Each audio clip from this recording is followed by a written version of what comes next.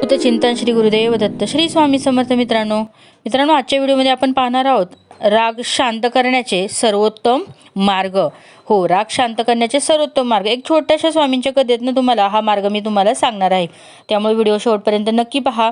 चॅनलवर नवीन असाल तर एक सबस्क्राईब नक्की करा. चला तर व्हिडिओला सुरुवात करते. प्रथम श्री स्वामी समर्थ. एक घनदाट जंगलातील आश्रमात स्वामीजी आपल्या शिष्यांसह राहत होते. त्यापैकी एक तरुण शिष्य अत्यंत हुशार होता, पण त्याचा आपल्या रागावर अजिबात ताबा नव्हता. एक दिवस तो रागाच्या भरात स्वामीजींकडे आला आणि स्वामीजींना म्हणाला, स्वामीजी, मला खूप राग येतो. आज आश्रमातील एका सहकार्याने माझी मौल्यवान वस्तू हरवली. मला त्याचा इतका राग आला की मी त्याला मारहाण केली. मी माझ्या या रागावर नियंत्रण कसे मिळवू शकतो? स्वामीजी काही क्षण शांत बसले आणि म्हणाले, वस्ता, तुझ्या या प्रश्नाचे उत्तर आश्रमाच्या मागच्या बाजूला असलेल्या त्या जुन्या अंधाऱ्या तळघरात दडलेलं आहे.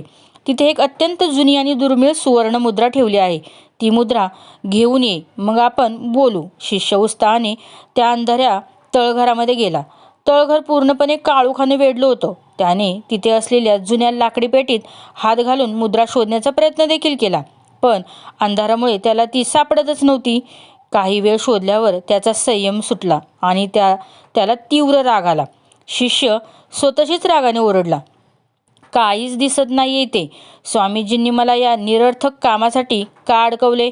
मला ती मुद्रा कधीच सापडणार नाही. या रागाच्या भरात त्याने तिथल्या वस्तू इकडे तिकडे फेकायला सुरुवात केली. पेटीवर हात आपटला. रागात घेतलेल्या या निर्णयामुळे तिथली धूळ आणि कचरा हवेत उडाला, ज्यामुळे उरलेली थोडीफार दृश्यमानताही नष्ट झाली. शेवटी कंटाळून आणि चिडून तो तळघरातून बाहेर आला आणि स्वामींना म्हणाला, स्वामीजी, तिथे खूप अंधार आहे. मी रागात सगळी पेटी शोधली, वस्तू फेकून दिल्या, पण ती मुद्रा तिथे नाहीच. स्वामीजी शांतपणे उठले.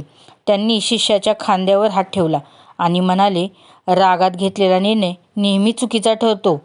तू जेव्हा रागाने वस्तू फेकल्यास ना, तेव्हा शांतपणे शोधण्याचा मार्ग तू स्वतःच बंद केलास.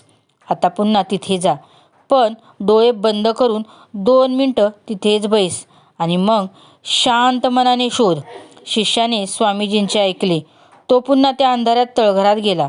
त्यावेळी त्याने राग बाजूला ठेवला. तो शांतपणे एका कोपऱ्यात बसला. 5 मिनटं शांत बसल्यामुळे त्याचे डोळे त्या अंधाराशी जुळवून घेऊ शकले. हवेतील धूळ खाली बसली तेव्हाच बाजूला पडलेल्या एका छोट्या दिव्याच्या काचेतून परावर्तित झालेल्या चंद्राचा एक लहानसा प्रकाशकिरण थेट त्या पेटीच्या कोपऱ्यावर पडला. शांतपणाने निरीक्षण केल्यामुळे शिष्याला त्या अंधारातही ती सुवर्णमुद्रा चमकताना दिसली. तो ती घेऊन आनंदाने बाहेर देखील आला आणि स्वामींना म्हणाला, स्वामी, मला मुद्रा सापडली. आधी मला ती का नाही दिसली बरं?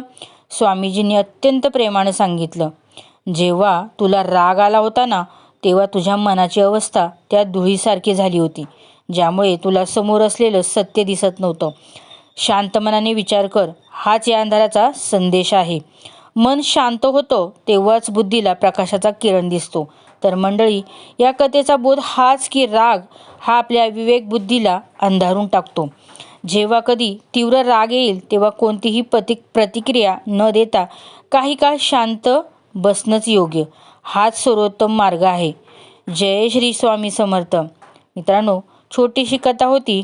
आवडल्यास नक्की लाईक करा आणि याचं आचरण देखील करा.